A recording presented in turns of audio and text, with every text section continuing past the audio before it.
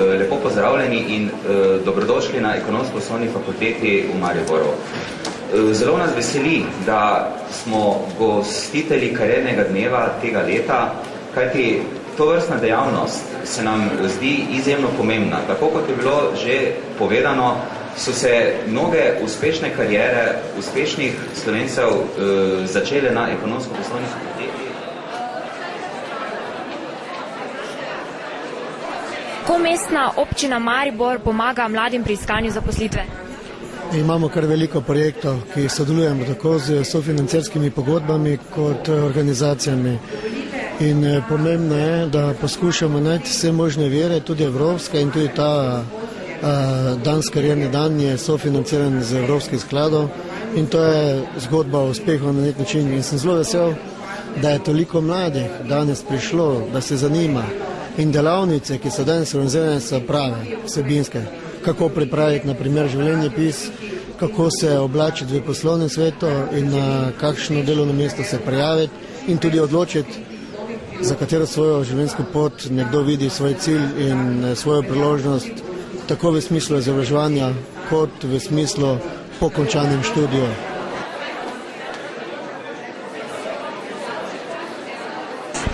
Pomagamo jim predvsem pri razvoju kariere na našem centru za informiranje in poklicno svetovanje, kjer se lahko tudi samo testirajo.